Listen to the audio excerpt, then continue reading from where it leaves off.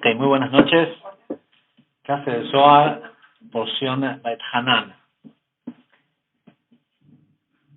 Esta es una segunda porción del libro de Devarim. Dijimos que en general el libro de Devarim es como una especie de repaso, ¿sí? de toda la Torá desde Shemot. O pudiera parecer que es así. De hecho, la traducción que se le da a Devarim, que la verdadera traducción que quiere decir son dichos o cosas, Deuteronomio quiere decir contar de nuevo algo. No lo sabía hasta el año pasado cuando surgió esta pregunta, ¿qué quería decir Deuteronomio? Siempre uno lo dice así tan... Averiguamos si quiere decir volver a contar algo. Entonces pareciera ser que, digamos que es como que de menor importancia, ¿sí? Bueno, Moisés hace un recuento de lo que sucedió desde que salieron de Egipto. Los que escucharon la clase de la semana pasada ya tienen una primer parte del trabajo espiritual de lo que significa el libro de Devarim y lo que significa este nivel de Malhut. ¿Sí? Este último libro, que es Malhut, tiene que ver con que el trabajo que uno hace se manifieste, ¿sí? Que termine dando frutos. Hay, por un lado,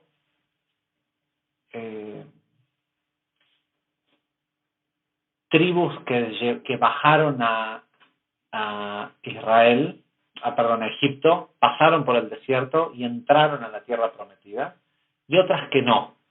Y ya vimos en la porción de Masei, que tiene que ver con la conciencia de dónde provenían estas tribus, de dónde estaba el pensamiento. La cosa es que llegamos al libro de Malhut, al nivel de manifestación, y lo primero que hace Moshe en la porción de la semana pasada es volver a contar la historia de las cosas malas que pasaron en el desierto, pero contarla desde otro punto de vista. Que uno pudiera decir, bueno, lo que está haciendo Moisés es que está suavizando, justificando a la gente de alguna forma, porque si bien les recuerda todas las cosas malas que ocurrieron, y se puede interpretar como que es finalmente un regaño de Moshe o un reclamo de tanto tiempo en el desierto y las cosas que esta gente hizo. El Zohar nos dice que no, que lo que Moshe está haciendo es que está yendo hacia atrás, hacia el camino en el desierto, hacia las dificultades que todos tenemos entre la esclavitud, el paso por el desierto y el salir, la libertad. Y hay que tener en cuenta que la máxima libertad que el ser humano está aquí para recibir es la libertad del ángel de la muerte. Hay muchos niveles de libertad. Queremos estar mejor económicamente, queremos tener mejores relaciones de pareja, queremos un montón de cosas. Y cuando las tenés, ¿qué querés después? Si ya tenés el máximo ¿sí? La máxima felicidad, muchísimo dinero, salud excelente, ¿qué es lo que querés después? Que no se acabe. Y las cosas se acaban solo de la mano del ángel de la muerte. ¿Sí? Cuando permitimos que esa energía, cuando retiramos las cosas del dominio de la luz y la dejamos que entren en contacto con el ángel de la muerte, es cuando empieza a acabarse el dinero, a acabarse la felicidad, a acabarse eso que habíamos conseguido. Lo primero que nos dice Moshe, bueno, primero que nada tenés que, y tiene que ver esto que acabo de decir, ahora voy a volver en un segundo. Lo primero que nos dice Moshe es, no llegaste a la tierra prometida, ¿sí? No estás todavía en Israel, no pisaste la tierra de Israel. Si seguís viendo las cosas que te pasaron en tu vida, como cosas malas. Si podés ver algo que te produjo un día un sufrimiento, un dolor, lo que sea, y seguís siendo víctima, seguís pensando que alguien te hizo algo, que pasaste por un evento doloroso y que fue injusto, si no te das cuenta que todo eso que pasó es lo que te llevó a que hoy puedas estar parado en tu tierra de Israel, ¿sí? Lo que sea que quiera decir esa libertad, no, y esto también es inclusivo a literalmente pararse sobre la tierra de Israel. Por eso el Zohar dice que hay un montón de gente que nace en Israel y que la tierra los escupe hacia afuera, ¿sí? Porque a pesar de que nacieron ahí, no tienen el mérito de vivir en esa tierra, porque esa no es una tierra para refugiados, dice el Zohar. ¿Sí? Hay un término, palit, ¿sí? El refugiado. No es una... ¿Cuál es la diferencia de un refugiado? ¿Qué es un refugiado? Una víctima. ¿Sí? Una víctima de lo que sea. Entonces, lo primero que nos dijo la semana pasada, el primer aspecto del libro de Devarim, es todas esas cosas negativas que ocurrieron en tu vida hasta hoy, o dolorosas, por decirlo de alguna forma, no son negativas, ¿sí? Fueron maestros que necesitabas, si no, no hubieran aparecido. Ahora, mientras no los puedas ver como maestros, seguramente van a tener que volver a enseñarte la misma lección. Vamos a suponer que, y por otro lado, dijimos que siempre la porción de Devarim, siempre se ajusta, por eso la semana anterior habíamos leído 2 parashot juntas, siempre se lee antes de Tisha B'Av, ¿sí? El peor día de las peores tragedias, de lo peor, primero nos dicen, acordate, que incluso eso, la destrucción de los templos, el holocausto, todo eso que venís como pueblo diciendo hace miles de años que sos una víctima, también lo tenías que atravesar porque no aprendés de otra forma. ¿Sí? Lamentablemente no aprendés de otra forma. La pregunta y lo que queremos resolver hoy es, ¿cuál es la enseñanza principal que se viene a aprender? ¿Sí? ¿Y qué se hace cuando sabes que estás parado? O vamos a suponer que por haber escuchado solo la clase de la semana pasada, la persona dice, tal vez ya estoy parado sobre mi salvación y no la puedo ver. ¿Sí? ¿Por qué? Porque no veo el bien en el camino, entonces no puedo asumir que ese camino de mal me haya llevado al bien. Si era un camino malo, no me pudo haber traído a un buen lugar. Entonces, al no poder ver, y no es algo que uno puede intelectualizar, es algo que la persona lo siente simplemente. Si la persona ve es perfectamente proporcional a la cantidad de bien que la persona ve en su camino, cuánto siente que el lugar en donde está es bueno. ¿Sí? La persona, mientras sigue habiendo una cantidad, un porcentaje de las cosas que le pasó que cree que son malas, ese mismo porcentaje de su realidad actual no la puede ver buena. Y no es solo verla, ¿sí? Dijimos la semana pasada el Shabbat que corresponde a esa primer porción, se llama Shabbat Hazon, el Shabbat de la visión, ¿sí? Poder ver de una manera distinta. De hecho es increíble porque todos los años ocurre así, que el Shabbat anterior a Tisha B'Av, un momento de máxima destrucción, se llama de la visión, y nos muestran el poder ver que eso que parece negativo fue bueno. Todos los Tisha B'Av tenemos la Ilulá de Rabbi Yitzhak Yaakov Horovitz, que fue un gran cabalista que se conocía como el Joser mi Lublin, el veedor de Lublin, y era una persona que era ciega, y se lo conocía como porque era una persona que no necesitaba de los ojos para poder verlo todo. ¿Sí? Todo esto acerca de la visión. ¿Sí? Eso en el la semana anterior. La semana después de Tisha B'Av siempre viene esta para allá. ¿Sí? Porque está hecho, no hay nada en medio, o sea, lo máximo que puede pasar es como ocurrió en este año que tuvimos Shabbat de Vadim y Tisha B'Av. ¿Sí? Pero siempre el Shabbat que viene después es Beit Hanan, y el Shabbat es conocido como Shabbat Nahamu. ¿Sí? Porque lo que leemos de los profetas empieza diciendo Nahamu, Nahamu, consuelo, consuelo para el pueblo de este Shabbat que viene, por lo que pasó, ¿no? Por la tragedia de Tisha B'Av. ¿Cuándo se consuela a alguien? Cuando tuvo una pérdida.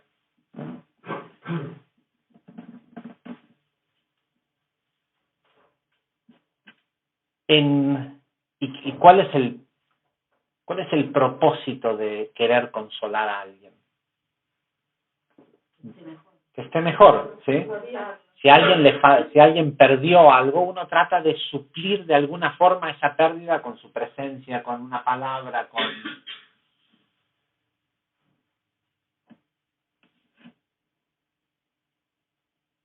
La Torá, en este Shabbat, después de Tisha B'Av, nos da tal vez las dos herramientas más poderosas que aparecen en la Torá, que las dos tienen el único propósito de alejar al ángel de la muerte. Una es los 10 mandamientos, ¿sí? Los famosos 10 mandamientos, hacer el Dibrot, que Rabashlag específicamente, y hay un escrito que pusimos hace un tiempo en Facebook, que está titulado Libertad, que lo pueden leer, es específicamente lo que Rabashlag habla sobre este tema, sobre lo de esta parashá, que dice que que los Lujot Abanim, que las tablas de la ley, estaban grabadas, los mandamientos estaban grabados en las piedras.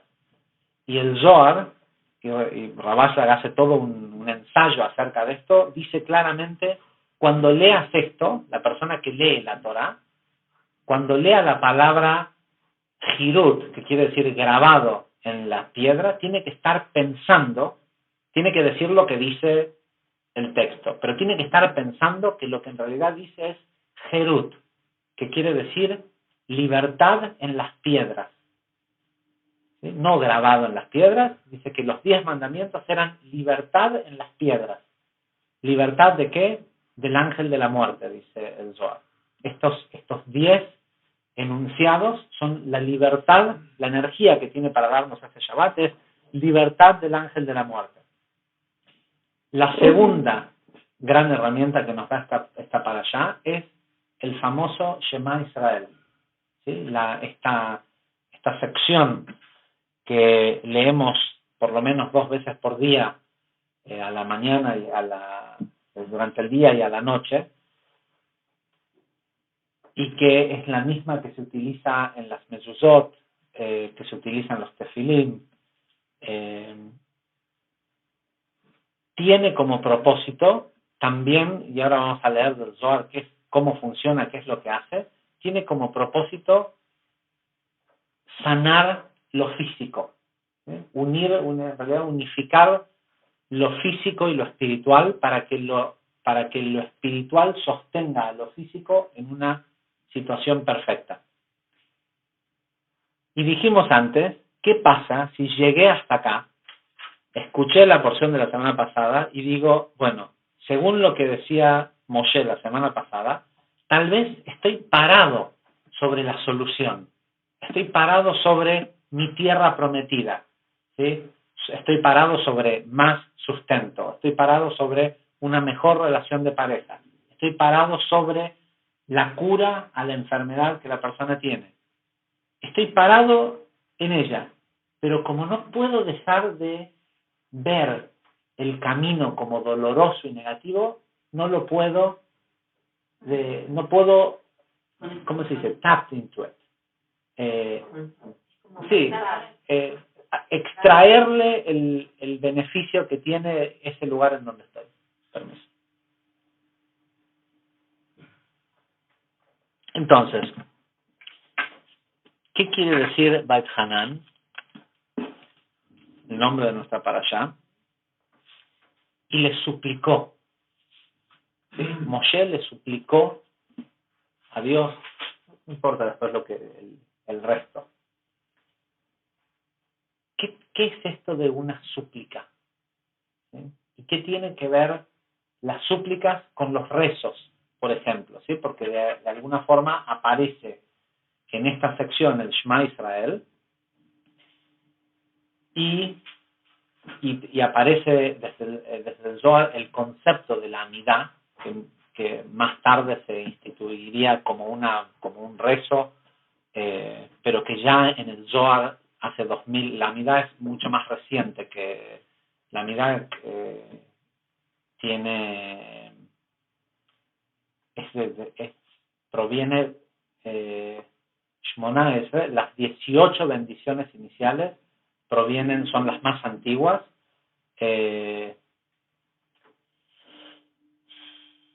No, don't quote me on this. No es preciso la información, pero creo que son de después de el Talmud de Babilonia. ¿Sí? Son después de la destrucción del segundo templo.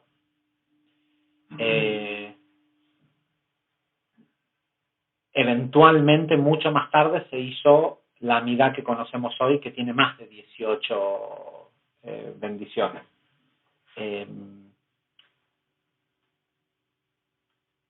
No me acuerdo exacto la fecha, pero no importa. A lo que voy es a que ya en el Zohar habla de este concepto de un rezo parado con la cabeza tapada, con todo sí habla de esto de no levantar la mirada.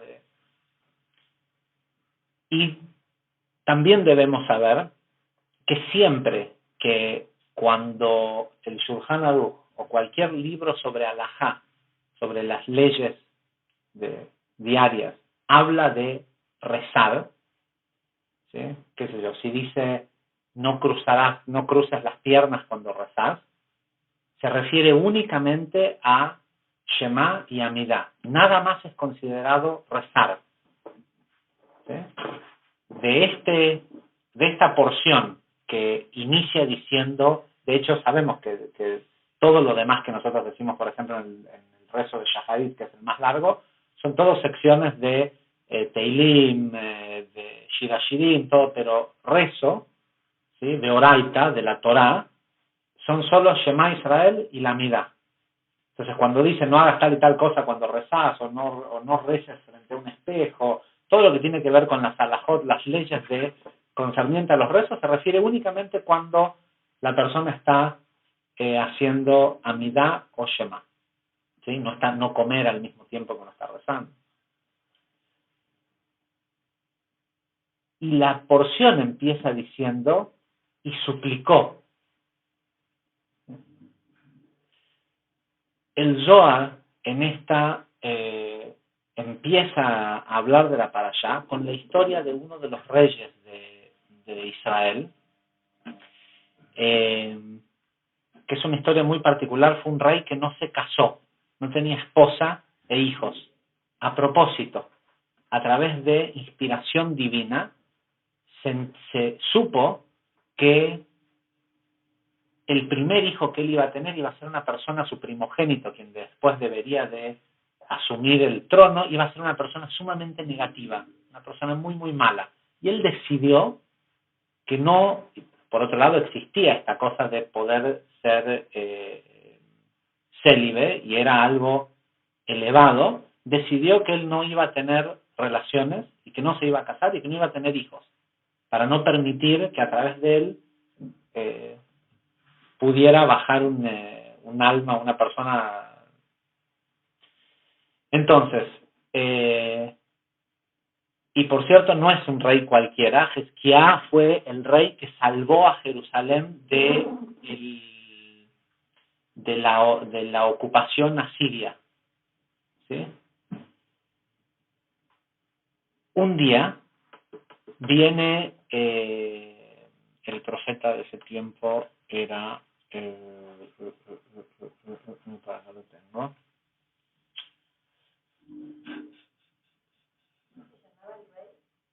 Jezquía. Jezquía. Eh,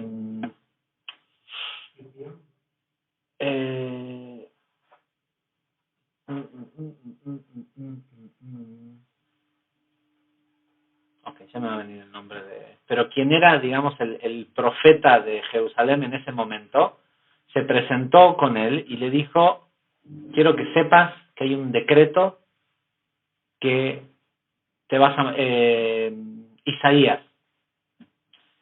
Se presenta Isaías y le dice, quiero que sepas que hay un decreto que te vas a morir mañana. Dice, ¿por qué? Dice, porque sabes que sabes que la persona de una persona, sobre todo un rey, tiene que buscar, tiene que estar ocupado con la Torá día y noche, ¿sí? Y tiene que ocupar su tiempo con las mitzvot, y el casamiento y tener descendencia es una mitzvah que vos decidiste que no, ¿sí? No es por un tema de que no podés, vos decidiste de que sabés más que Dios y que no vas a tener. Entonces y él le dice, pero es que yo sé que si tengo un hijo va a ser sumamente negativo. Isaías le dice, ¿y no se te ocurrió que tu trabajo es tener un hijo sumamente negativo y hacer todo lo posible para cambiarlo? ¿Sí? Para enseñarle, ¿sí? A lo mejor la profecía que tuviste fue solo para avisarte que si lo dejabas solo iba a ser una persona sumamente negativa, pero tu trabajo es tener ese hijo, ¿sí? Porque no tuviste una profecía de que no ibas a tener hijos. La profecía, algo divino, te dijo que sí ibas a tener hijos y vos decidiste que no.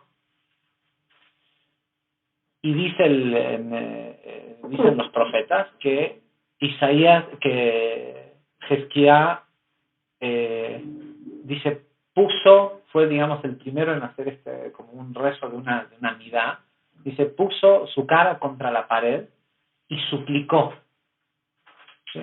Le suplicó al Creador que le diera la oportunidad de reparar su error, y se le concedieron 15 años más de vida, y en esos 15 años de vida salvó a todo Israel, ¿sí?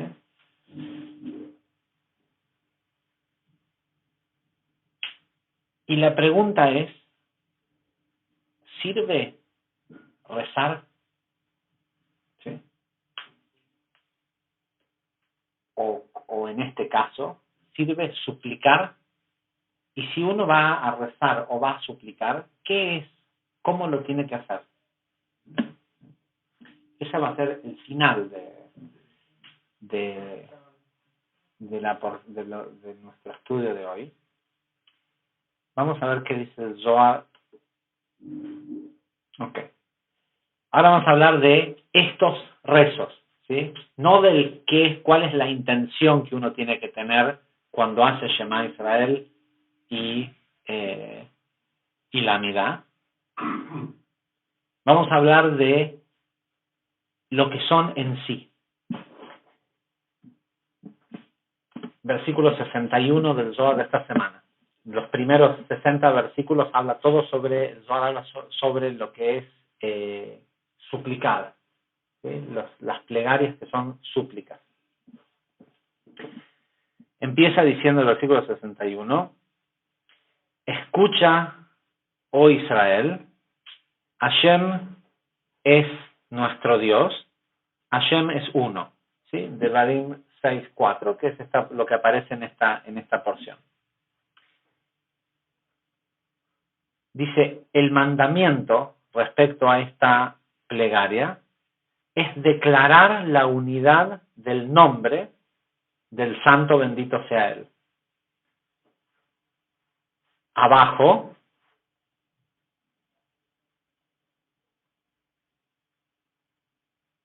puesto que el nombre del santo bendito sea se unifica abajo, ¿sí? en nuestro medio, cuando se dice Shema Israel,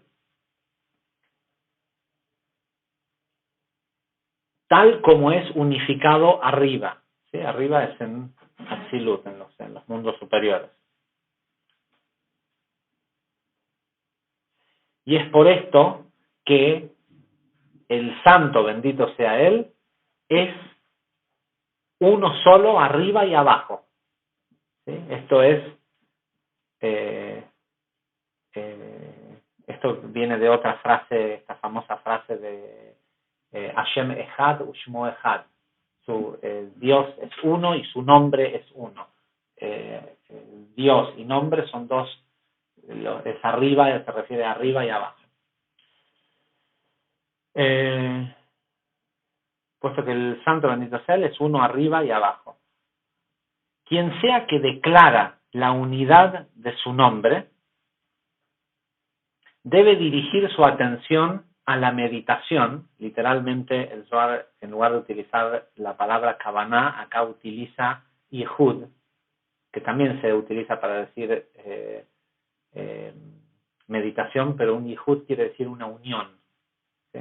Debe meditar, la persona debe dirigir su atención a la unión o a la meditación que acabamos de mencionar, principalmente al unir su nombre abajo y conectar todos sus, no los de la persona que lo dice, sino los del creador, todos sus miembros, todas las partes de su cuerpo, que en el caso del creador son las sefirot. ¿Sí? ¿Cuáles son los órganos o las partes del cuerpo del creador?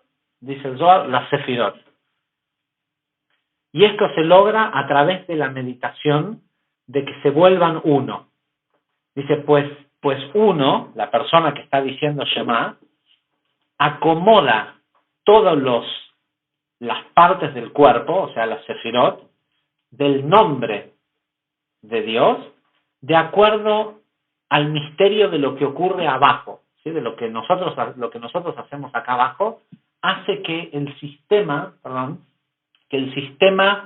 de esa totalidad que la gente le llama Dios, se acomode, se ordene. Y de esta manera la persona conecta todos los órganos supremos. Y lo hace a través de la meditación de pensar en que ellos se vuelvan uno. ¿Sí? Cuando un hombre está a punto de unificar el nombre del santo bendito sea él, todos los ejércitos del cielo se paran en formaciones y en líneas, esperando ser establecidos y ordenados por la persona que dice el Shema. Para de esta forma alcanzar perfección a través de la meditación de la persona que lo está haciendo.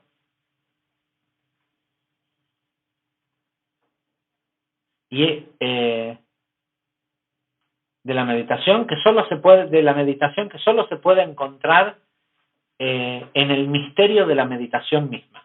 Más abajo el Zohar entra en una sección técnica de qué es lo que uno debe pensar con cada una de las palabras del Shema Israel, que es lo que aparece en la mayoría de los sidurim cabalísticos antes de hacer el Shema.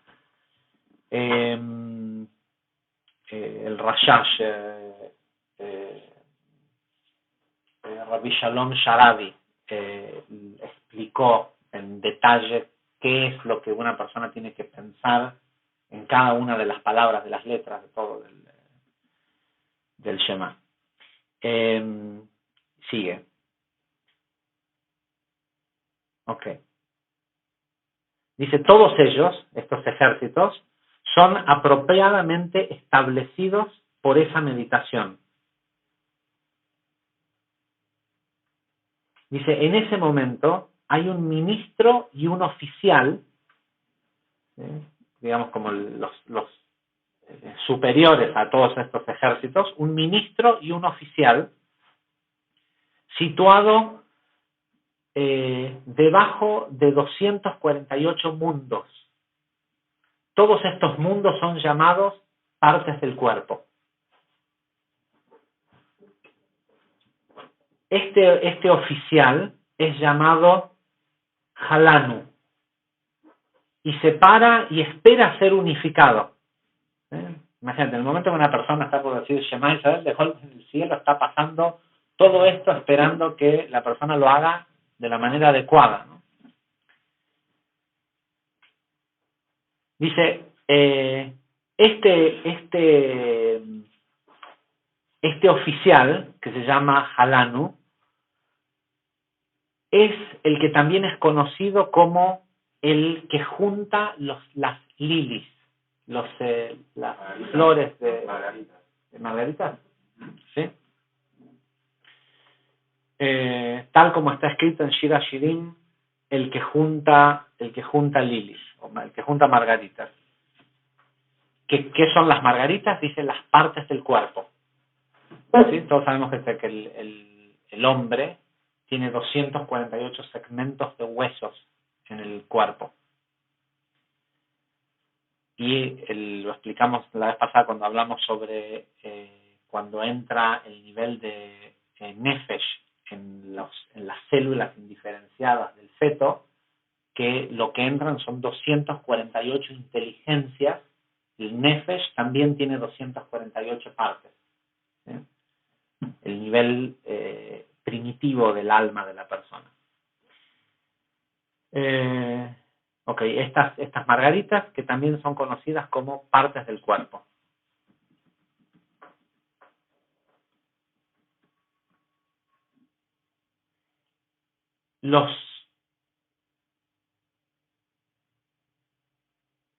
El nombre supremo, ¿sí? Hablando del Yud Kei Vav Kei, por eso empieza diciendo Shema Israel Hashem Yud Kei Vav Kei. El nombre supremo junta todas las partes supremas del cuerpo.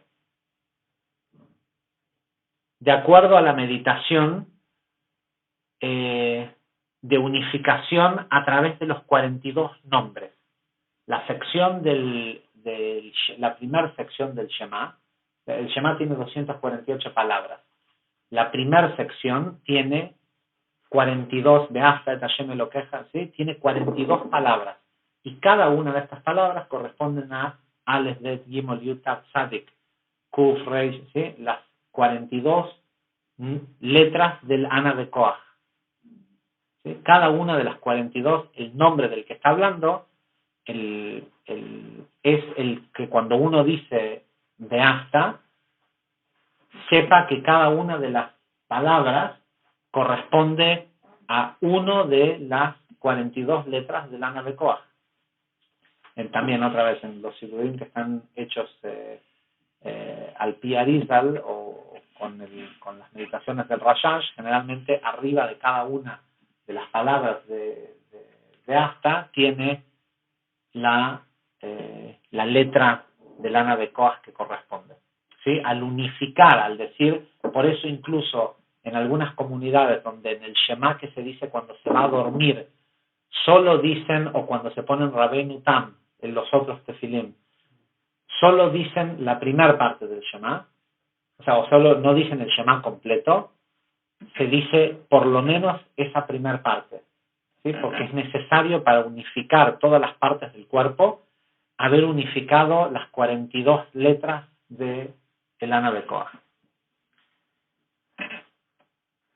Dice, y este nombre junta todos esas partes del cuerpo o esas margaritas celestiales.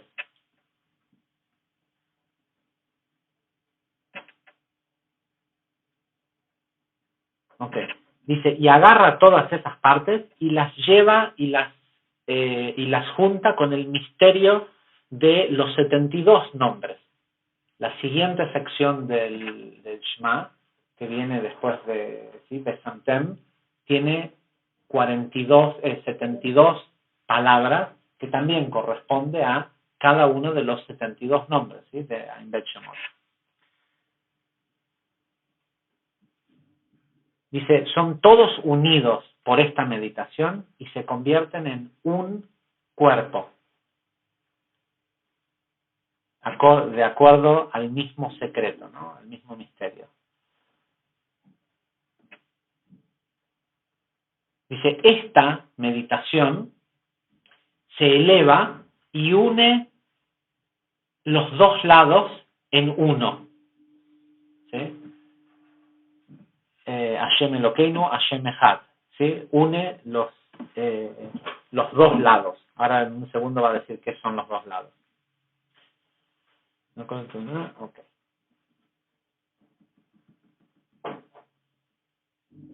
Dice, por eso es que en la palabra Echad, la persona que lo pronuncia debe estirar las letras Het y Dalet para darle tiempo. ¿Sí? Habrán visto que muchas veces se dice Shema Israel, Hashem Elokeinu, Hashem Echad.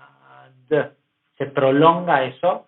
Dice, la persona tiene que pensar que prolonga esas dos letras para darle tiempo a este oficial a que junte todas las margaritas que tiene que juntar.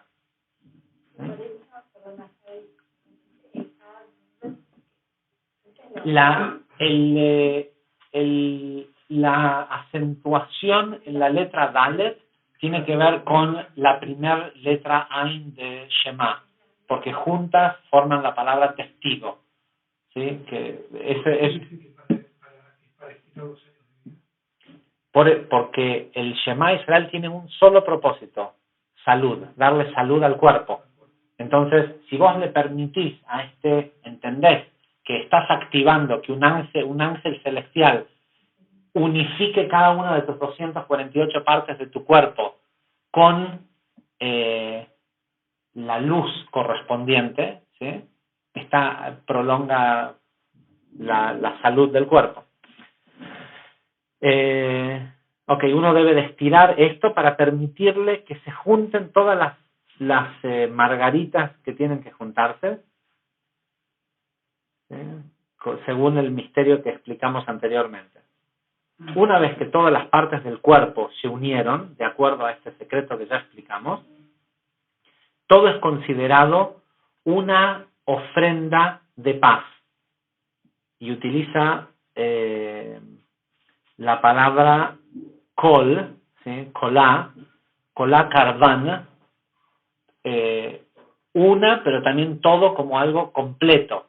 ¿Sí? La persona se convierte en sí mismo como en una ofrenda, como si fuera un sacrificio.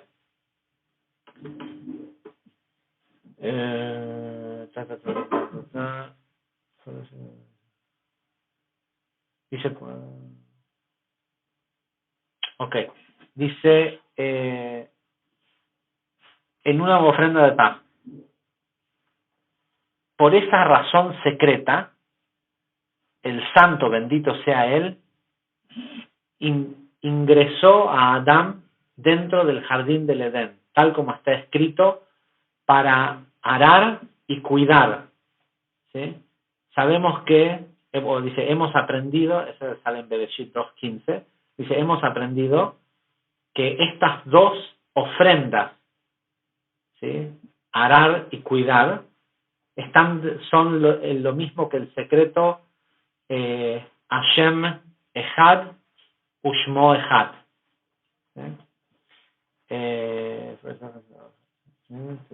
Dice, y cada una de estas ofrendas, una corresponde a arar y otra a cuidar. En realidad no se trataba de arar la tierra y cuidarlo, sino de unificar estos aspectos. Y estos aspectos son las dos partes del cuerpo. ¿Sí? ¿Qué otra parte tiene el cuerpo? Lo dijimos en Tisha B'Av. Hay 248 segmentos de huesos y 365 nervios. Que los nervios son los que conducen la luz a acción. ¿Sí? ¿sí? Sin el tejido nervioso la persona no se mueve. El movimiento ocurre a través de los sinews, de los nervios.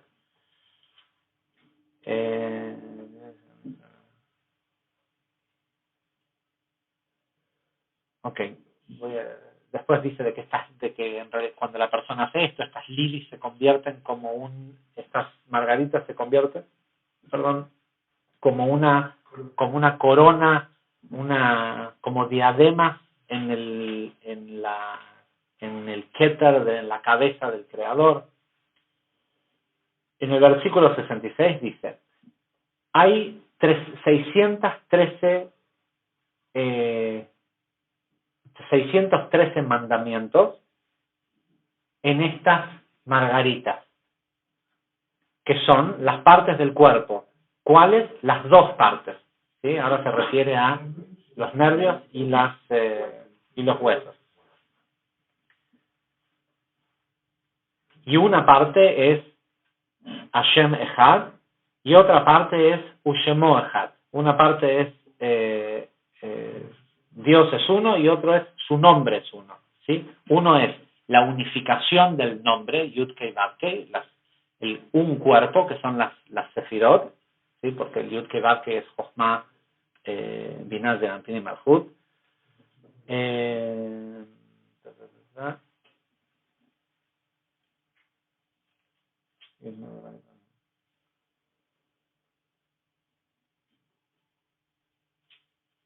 Ok, bueno, y sigue explicando qué es lo que ocurre con la unificación, pero es un poco redundante. Y termina diciendo, bueno, dice, y estas dos partes de una misma cosa se unen y se elevan en plenitud con esta meditación. Dice, dichoso es aquel que trae estos dos sacrificios. O sea, que trae a su ser como estos dos sacrificios, o sea, que tanto su cuerpo como sus movimientos sirven al Creador.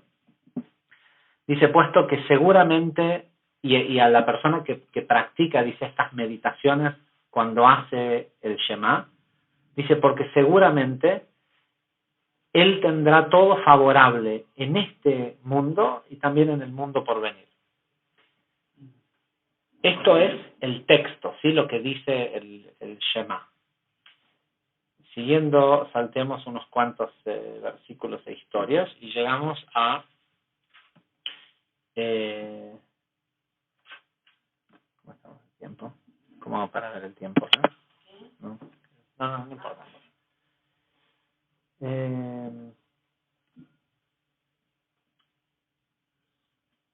Ok, y vamos al versículo 72, que habla de la mezuzá, esta cosita que ponemos en la puerta. 44.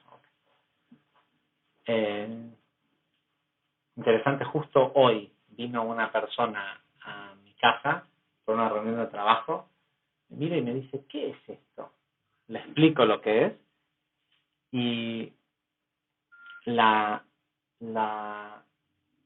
conversación, a ver, más allá de la reunión de negocios, la conversación terminó en enviándole, es una persona sumamente inteligente, es uno de los, que me atrevería a decir, uno de los ingenieros más brillantes que ha producido la Argentina, y termino mandándole la introducción a la sabiduría de la Kabbalah de Rabashlag para que lo lea, porque en el proceso me cuenta, ese señor en realidad nació en Italia, pero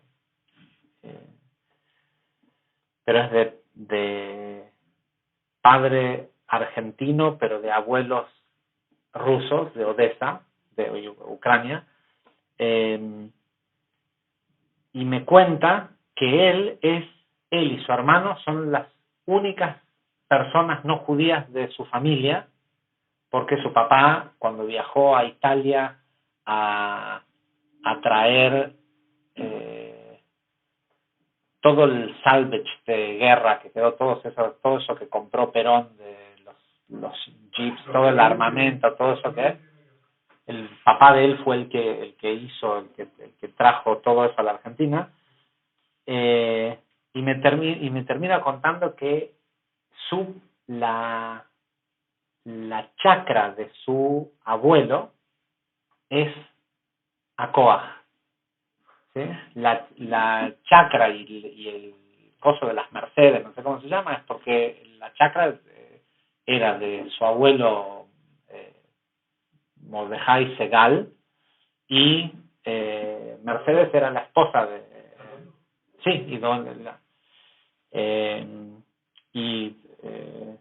finalmente le pusieron, el lugar tiene el nombre, y él dice que en algún momento va a buscar el reconocimiento de su familia en eso, porque nadie sabe que en realidad y es muy interesante, ni siquiera sabía lo que es una mezuzá, ¿sí? Y se terminó yendo con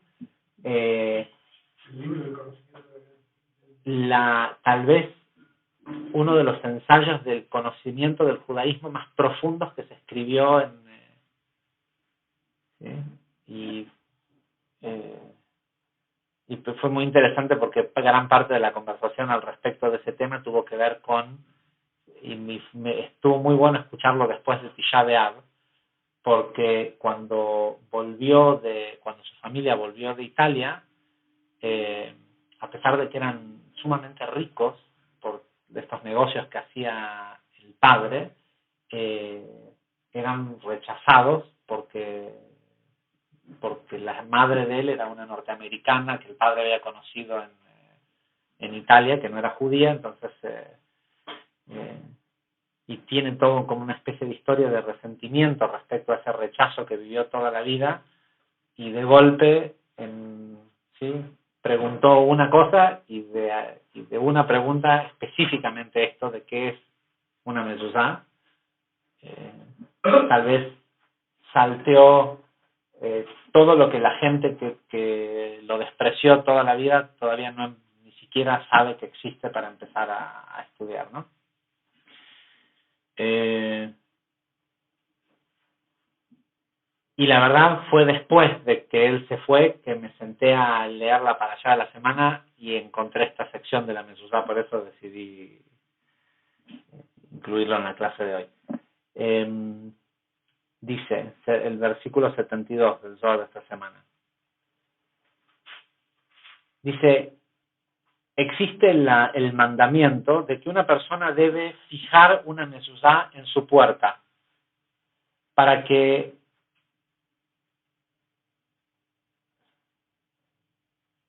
todos los que pasen por ahí sean cuidados o sean protegidos por Akadosh Baruj Hu, por el Santo bendito sea. Cuando sean protegidos por Dios, cuando salen de la casa y cuando entran a la casa. De ahí la frase de Teilim que dice, de ahí el secreto, dice, de la frase de Teilim que dice que Dios te cuide cuando vas y cuando volvés para siempre de este momento en adelante. Es una frase famosa que decimos en Arvit, hacia el final de Arvit, que es Hashem Ishmereja Tzetejo Boeja Meatá Ve'adolam. Acá en arameo dice Verratá Hashem Ishmar Tzeateja Uboeja Meatá Ve'adolam. ¿Sí? De acá viene esa frase de Teilim que dice que Dios te protege cuando vayas y desde este momento en adelante, y cuando vuelvas de este momento en adelante se refiere desde el momento en que la persona pone una mezuzá en la puerta de su casa. Puesto que el secreto de la mezuzá siempre está asentada sobre la puerta, que es la entrada superior, ¿sí? Siendo Malhut el lugar en donde se entra al Zeir Anpin. Sí, nos acordamos que en otro lugar la Torá nos dice que que la persona debe de hacer de su casa un santuario para la luz. Respecto a, según la dirección, la casa es Malhut, ¿sí? Y el afuera es Zeirampin, porque es el que provee para la casa, o al revés, ¿sí? Según si la persona va o viene.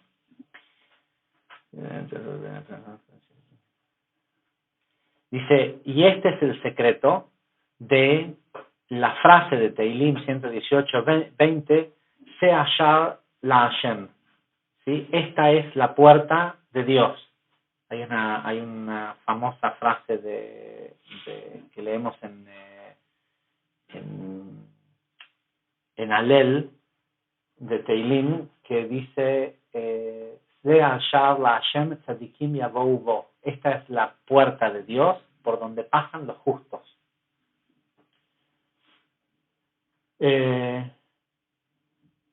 Puesto que un hombre no es protegido por el santo, bendito sea él,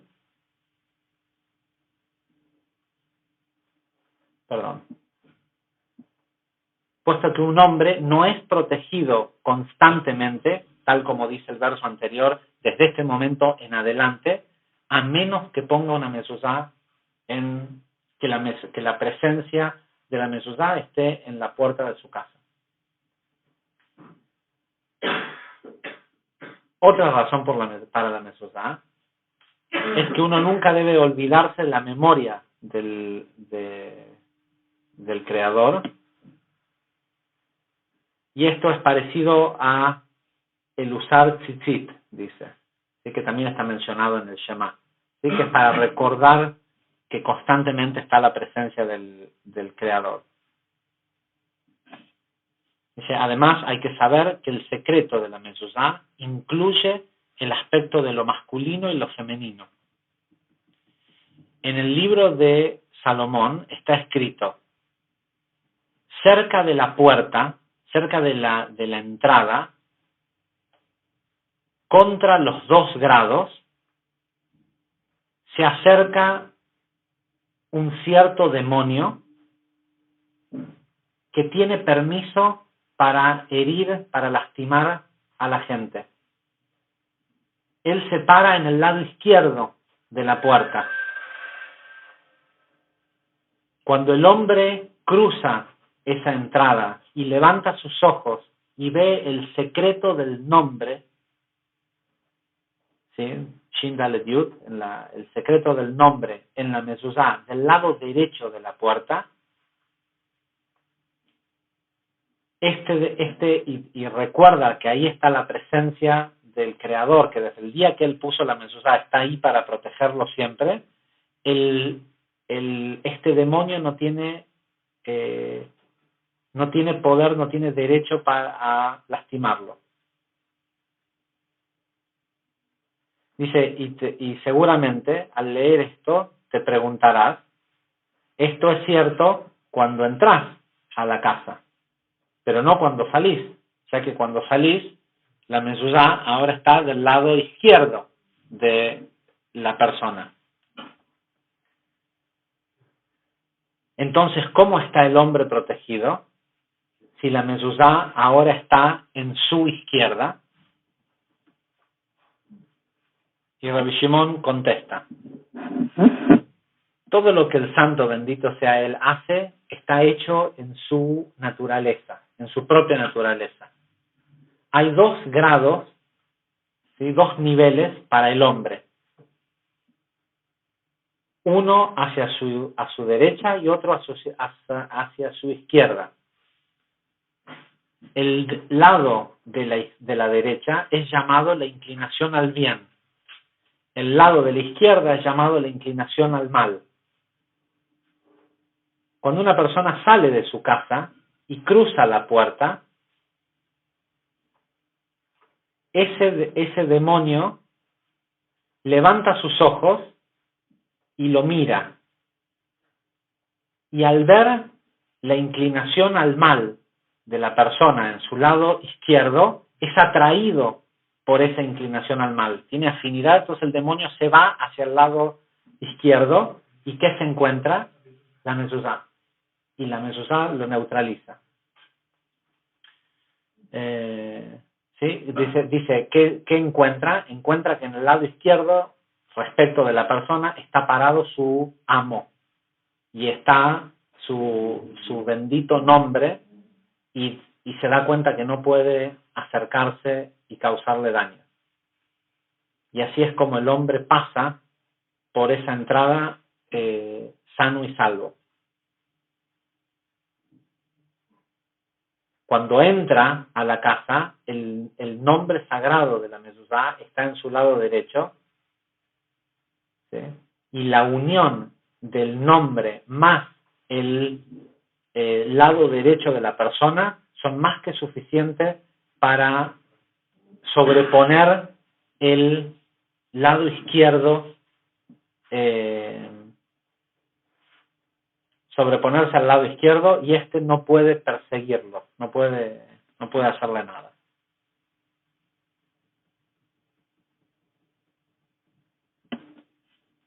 Dice, por eso es que es importante, la persona nunca debe de ensuciar el lado derecho de su puerta, ni tirando aguas sucias, si antes se sacaba el orín y demás de la casa, ni permitiendo que la puerta esté sucia, ni dejando basura. Una cosa que es malísimo que mucha gente hace es que va a sacar la basura y la deja en la puerta en el lado de donde estaría la mezuzá, o en el lado derecho, no importa, dejar basura al lado de la puerta de salida de la casa. ¿Sí? Dice, pues ese desacrar el lugar donde se supone que tiene que estar la presencia divina protegiendo a la persona, debilita el lado derecho y puede darle permiso a este demonio a causar mal. Después ya lo hemos leído en otra sección, en la sección de Bo, en el libro de Shemot, explicamos con detalle que quien se para en la puerta es el ángel de la muerte, literalmente. Y siempre se para en la entrada en el lugar que hay entre Zeranpin y Malhut. El tema de la mezuzá es 100% una costumbre de besar la mezuzá. La mezuzá, lo que uno debe hacer es ver, y lo que debe ver es el nombre que está escrito. Hay un nombre que queda oculto, que está hacia abajo, cuando uno desenrolla una mezuzá, está escrito de un lado el Shema, del otro lado está el Shin Dalet Yud, que está puesto en un lugar del pergamino para que quede al final cuando uno lo enrosca y se vea el Shin Dalet Yud. Pero hay otro nombre que está escrito abajo, que queda escondido, que es Bet Mem Bab Hav Samech Zain, ¿sí? Que es un código que dilucidó Rabbi Abraham Azulay en el libro Gesed de Abraham, que elimina al ángel de la muerte. Que hay, cuando decimos la palabra Beit Naseh en el Kadish, el padre Román Beit Naseh, la palabra Beit Naseh tiene como propósito, dice el Ari, despertar el Tchiat HaMetim, la resurrección de los muertos, eliminar la muerte. Y lo que la persona debe meditar es en esta secuencia Bet Mem Bab Hav Samech Zain, que tiene el mismo valor numérico que Beit Naseh.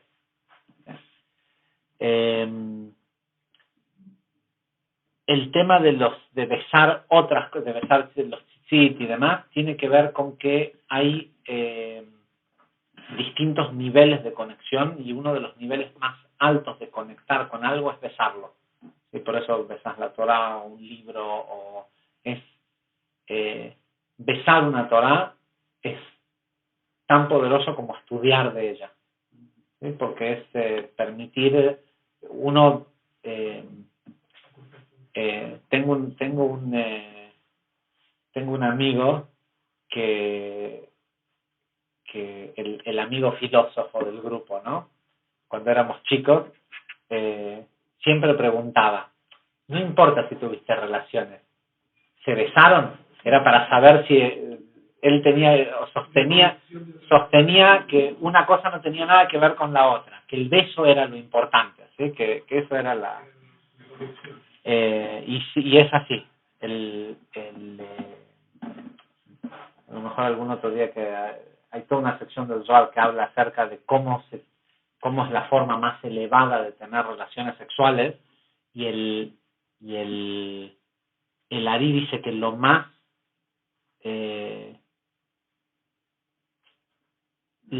alto en conexión es poder besarse en el momento en el que las dos personas están teniendo un orgasmo, ¿sí? Que no es una cosa, no es lo natural que besarse en ese momento, y sin embargo él dice que ese beso es el máximo de la conexión. Ok, seguimos.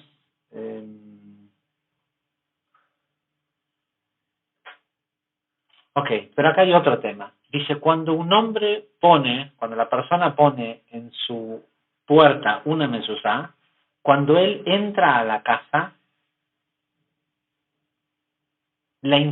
su inclinación al mal, ¿sí? Su lado izquierdo, y el demonio mismo, más allá de su propia naturaleza, lo protegen a la persona. Cuando está puesta una mezuzá, a pesar de que como el tema como Bilam, que le pagaron para maldecir y ese era su trabajo, pero más allá de su propia naturaleza no era capaz de hacerlo. Dice, cuando la persona tiene una mezuzá en su puerta,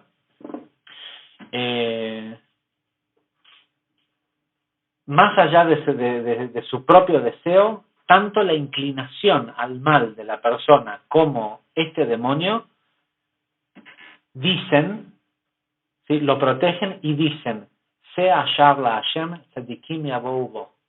Esta es la puerta de Hashem por donde pasan los justos. El tema es que la persona tiene que estar dispuesto a dejar su inclinación al mal afuera, ¿sí? No es pasar y besar una mezuzá. Y no es ni siquiera pasar y ver el nombre. Es pasar y entrar, saberla y decir, está bien, el día fue difícil, me peleé con tuve tal cosa, el proveedor no me pagó, no me trajo, el cliente no me pagó, esto, el otro, lo que sea. Todo eso lo traigo lo traigo a casa. ¿Sí? ¿Sí? Cuando llego a mi casa, las cosas quedan afuera. Y no sabía de nada, él era totalmente Ahora, ignorante acerca de esto, no era sabio acerca de muchas cosas. Se limpiaban el felpudo. Literalmente, el propósito que tiene una mezuzá es un felpudo espiritual. ¿Sí? Si vos lo salteás, si salteás el felpudo, no se arruina, pero metés tierra a tu casa. ¿Sí? Podés tener un felpudo eterno, ¿sí? Pero metés tierra a tu casa. Si vos te limpiás los pies en el felpudo se gasta, se arruina. ¿Sí? Por eso es que por lo menos 2 veces cada 7 años hay que llevar a chequear las mezuzot. Hay que ver que las letras no se hayan roto.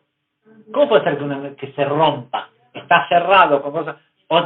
Volviendo al tema de la pregunta que hizo Mauricio, de besar la mezuzá se mira, con lo cual es importante que donde esté puesta sea transparente y se pueda ver el nombre. ¿Sí? Hay casings que son hermosos y esto, lo otro. No es la mezuzá no tiene como intención ser una obra de arte. ¿Sí? Tiene como intención una protección específica y se requiere ver el nombre. Bueno, existe que alguien vaya y vea ahora su mezuzá, que es transparente y que no lo supo. Porque las mezuzot de Chabad son todas. Generalmente sí, si es todo aquel que pone mezuzot según al pi Arizal, se usan mezuzot, o sea, se usan, porque la mezuzá no es la mezuzá es el pergamino. Mezuzá se llama el pergamino, lo de arriba es una protección.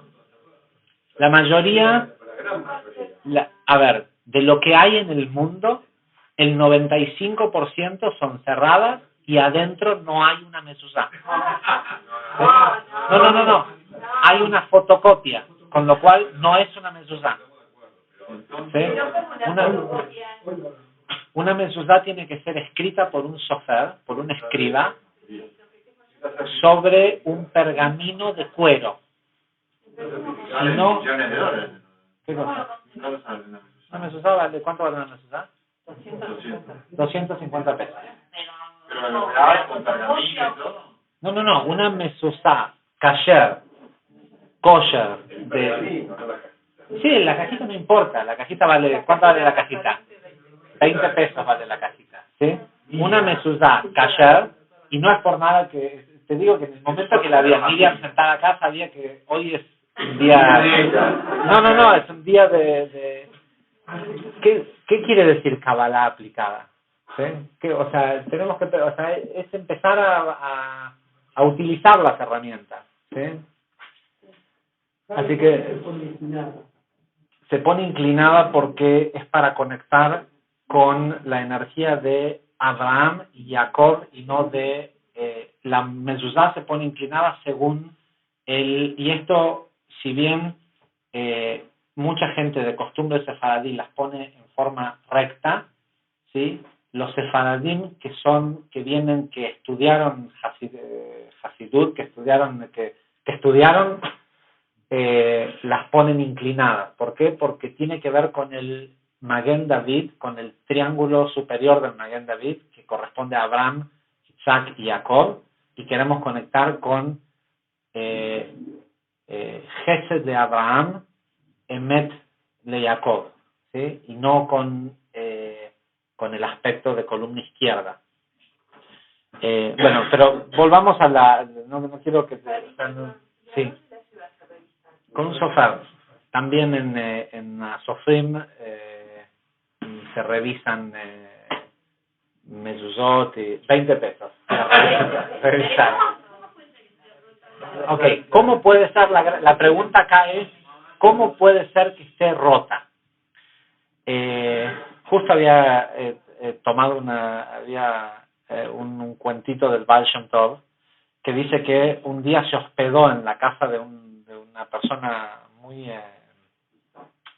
muy justa y muy sabia, y cuando se estaba yendo se equivocó de puerta y en lugar de abrir la puerta de salida de la casa abrió la puerta del sótano, y cuando fue a besar la mezuzá sintió que no la tenía que tocar, y le dijo al dueño de casa, le dice, tenés que chequear esta mezuzá. Entonces el dueño de casa le dice, ahora te equivocás de puerta y para no quedar mal de que te equivocaste de puerta, resulta que es toda una profecía tuya que fuiste a la puerta equivocada para ir a... Entonces, y el Baal Shem Tov le dice, seguramente es así, porque no hay coincidencias. Dice, si tuve que pasar por esa mezuzá y sentir lo que sentí, es para que vos sepas que, y obviamente la bala la chequea y está rota. Las letras en las mezuzot se rompen. Y se rompen, si la mezuzá es kasher, entonces es propensa a romperse. Si la mezuzá no es kasher, todo el tiempo va a estar en mal estado y siempre va a estar igual en mal estado. ¿Por qué? Porque no está cumpliendo la función que tiene que cumplir. Como lo que tiene que cumplir es la función de ser como un felpudo, si la persona entra, sobre todo el dueño de casa, entra y medita en que la mezuzá funcione y deje su inclinación al mal y todo esto afuera de la casa, llega un momento que el felpudo se gasta, se rompe. Y yo he visto cosas una cosa es lo que te cuentan, ¿sí? Y otra cosa es cosas que yo he visto. La hermana de un amigo, de un día para el otro, se despertó y ella pensaba que hablaba y que era coherente lo que decía, y era todo incoherencia, nada, ¿sí? Tenía un coágulo en el cerebro que todo, así, de un instante para el otro, en 2 días, todo, como dicen en inglés, cuando llueve, diluvia, ¿sí? Tragedia, ¿sí? Internada, pronóstico negativo. Van a hablar con el rabino de la familia, y el rabino lo primero que les dice es: chequearon las mezuzot.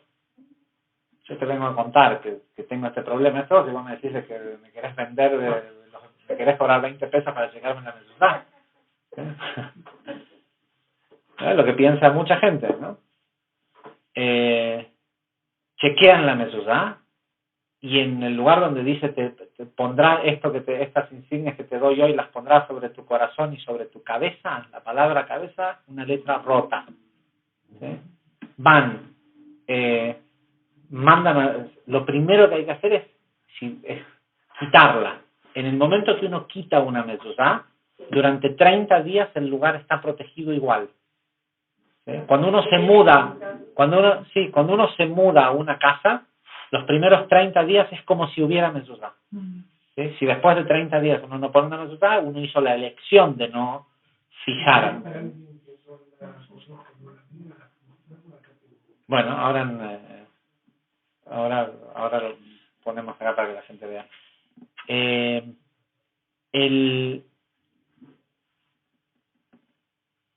Yo lo he visto en muchos casos.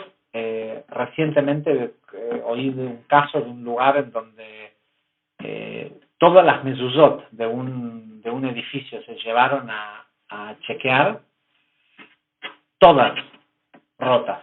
O sea, todas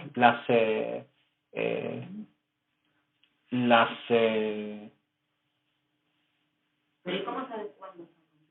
no es que por eso hay que por lo menos 2 veces. La verdad es que sí, hay mucha gente que todos los años en el mes de Elul chequea sus mezuzot. En cada habitación, porque entendido de la entrada y la salida de la casa. Sí. La circulación dentro de la casa, que se puede en diferentes habitaciones, en todas las habitaciones. Se puede poner en todas menos en el baño. ¿Cuál sería el concepto de que estén en cada habitación de tu casa? Que cada apertura es un lugar débil. De hecho, uno puede tener, si vos tenés, por ejemplo, un living que tiene 10 puertas y le pones a una de las puertas de todo el living, es considerado suficiente, porque todo ese espacio vos activaste esta protección. En el momento que vas a otro cuarto, ¿sí? O pasaste por un pasillo y se entra a otro cuarto, cada vez que hay una apertura, donde hay un cambio, vos no te sentís igual en la intimidad de tu cuarto que en el pasillo, que en el living. ¿Sí? Son distintas, uno siente una distinta energía en cada lugar de la casa. Lo ideal es tener, como dice en el Shema, en todas tus puertas y en todas las entradas de tus ciudades, y en todas las puertas. ¿Cómo? Se copió de ahí. La diferencia es, ¿qué dice el Zohar? Mira vos, pensaba no seguir hasta ese, bueno,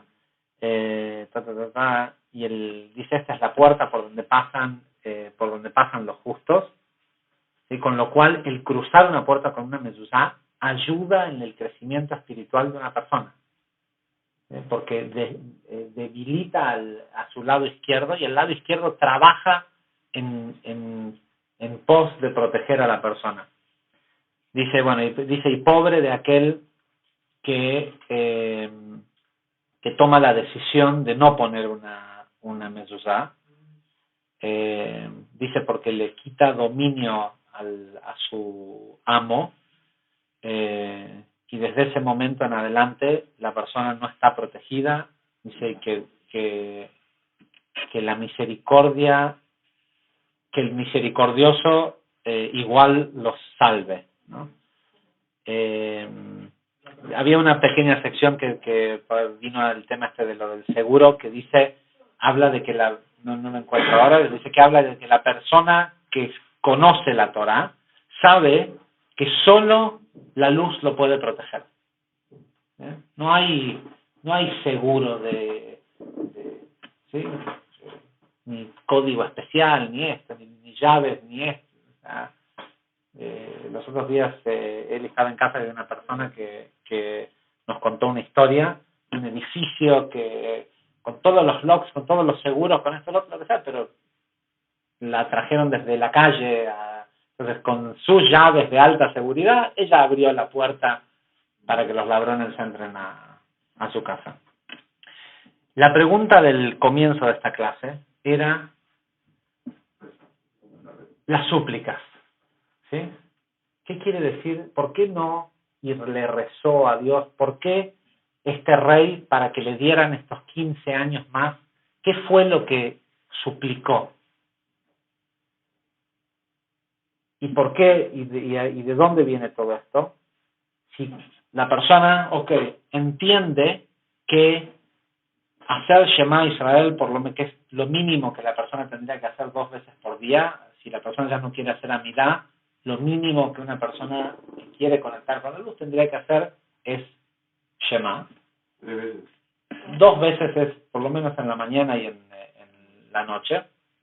E incluso, ¿sí? Si la persona no conoce el texto, aunque sea por lo menos la primera frase del Shema Israel Hashem Elokeinu Hashem Echad, hacerlo antes de dormir.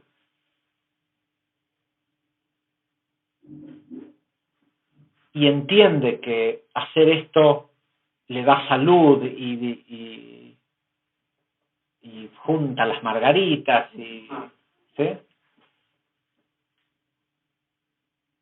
¿No conocen gente que dice, no veo la hora de morirme para vivir una vida así? ¿Quién quiere vivir?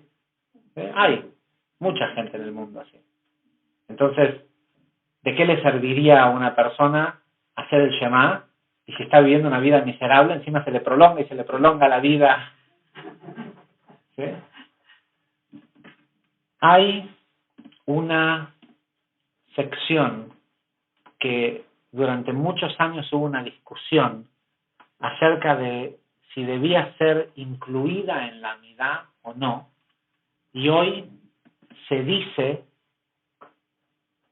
no como parte de la Amidá, sino que uno, por ejemplo, en el rezo de la mañana, uno termina de decir, hay una sección que es Teilot, termina de decir esto, hace 3 pasos hacia atrás, y cuando entra en la Amidá, ¿sí? Dice una frase que la traducción quiere decir,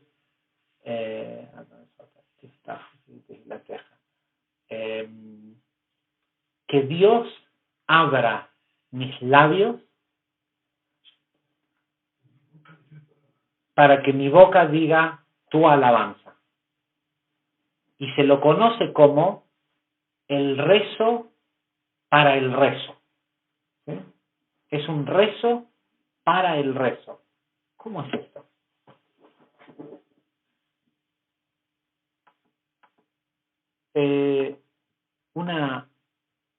Un pequeño pie de página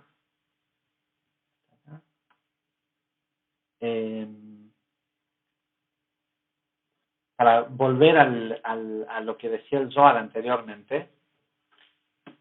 Déjenme ver si lo encuentro. Ok, es medio tarde, pero este es interesante, después búsquenlo en el Zohar, sigue después del versículo 72, explica qué quiere decir Shema Israel Hashem Elokeinu Hashem Echad. ¿Sí? Porque pareciera que en hebreo dice Shema Israel, escucha Israel, ¿sí? Y el Zohar dice, no está hablando, no le dice que la gente, que el pueblo de Israel escuche. ¿Sí? Dice, sí. Dice Yud Kei Vav Kei, en realidad, pero no sabemos la pronunciación del Yud Kei Vav Kei, entonces decimos Adonai, que tampoco es ese nombre en realidad. Pero dice Shema Israel, escucha Israel. Literalmente el Zohar dice que Israel no quiere decir el pueblo, quiere decir el cielo, que los cielos nos escuchen. ¿Sí? Cuando decimos esto, Hashem Elokeinu, la unión de esos dos nombres es lo que hablamos de unir las partes del Hashem es las partes del cuerpo de arriba, y Elokeinu, que se refiere, Elohim es un aspecto de juicio, se refiere a las partes del cuerpo del hombre. Hashem Echad, y que Echad, en realidad, Dios es uno, eso es Israel. Que si la persona no puede sentirse uno con el resto de los seres humanos, no sirve de nada hacer todo el Shema. Mientras que el propósito que tiene de unificación del nombre es que la persona pueda sentirse uno con los demás. Habiendo dicho eso, ¿cómo es esto de un rezo para rezar?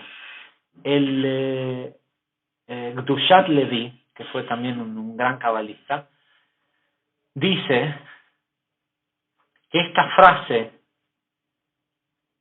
Dios, abrí mis labios, uno debe suplicar que el rezo que está por hacer no sea dicho por uno. ¿Sí? Hay una sección en la Midá donde decimos una de las bendiciones que decimos Baruch Atah Hashem, ¿sí? Bendito es Dios, Shomea Tefilá. El Ari dice que si cuando uno lee esto, entre la palabra Hashem, Yud Kei Vav Kei, y Shomea Tefilá, que es el que escucha las plegarias, si uno medita en un nombre que lo voy a pronunciar para que por lo menos quede en el disco rígido el nombre, Ararita, ¿sí? Es un nombre que es Aleph, Reish, Aleph, Reish, Yud, Taf, Aleph, ¿sí?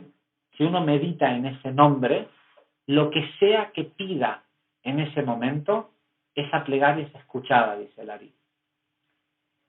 Sin embargo, uno empieza diciendo, Dios, abrí mis labios para que la plegaria que salga la digas vos y no yo. ¿Cuál es el secreto de esto?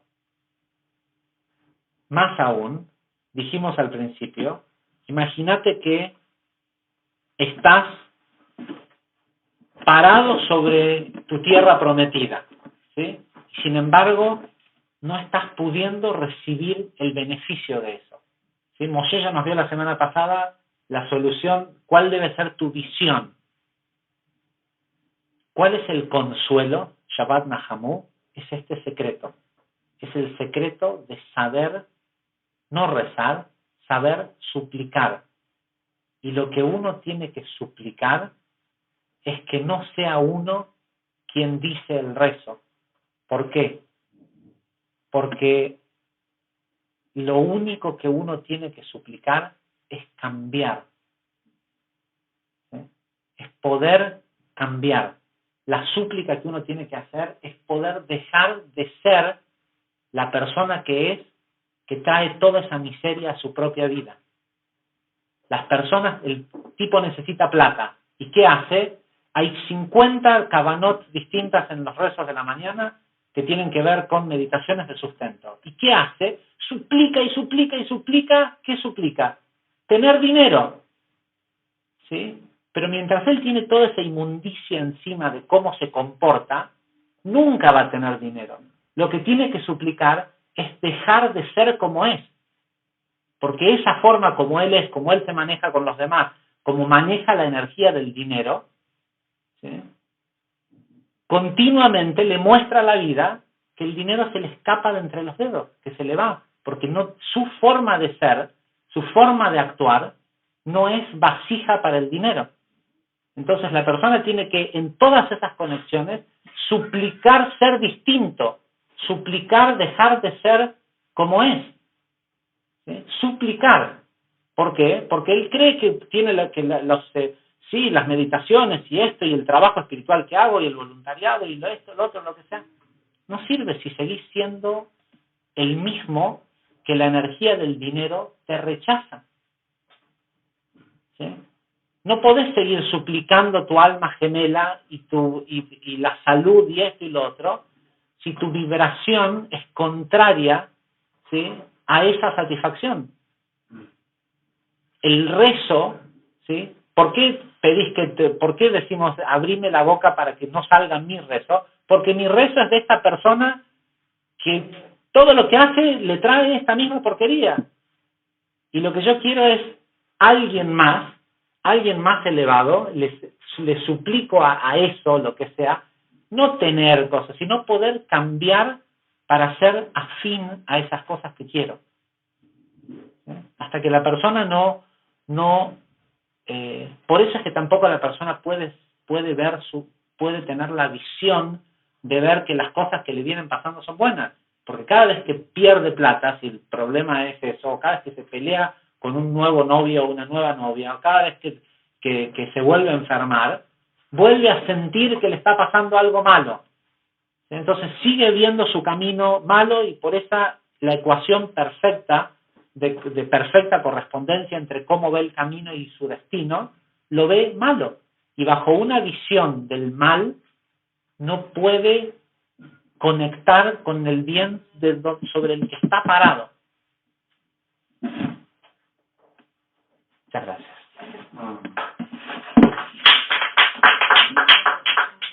Una pregunta. La desusa del trabajo. La desusa de la misma función. Sí. En todo lugar que uno tiene propiedad, es importante poner una medida. Sí. Todo menos en los baños, en toda puerta se puede poner.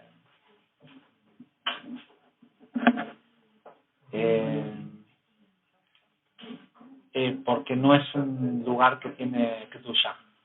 De la misma forma que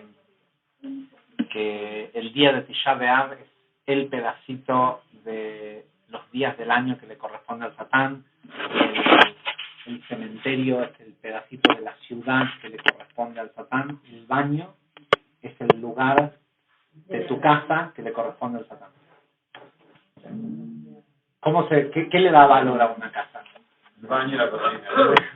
El baño y la cocina, ¿sí? Malhut, de donde se come y de donde, en un mundo que es totalmente material,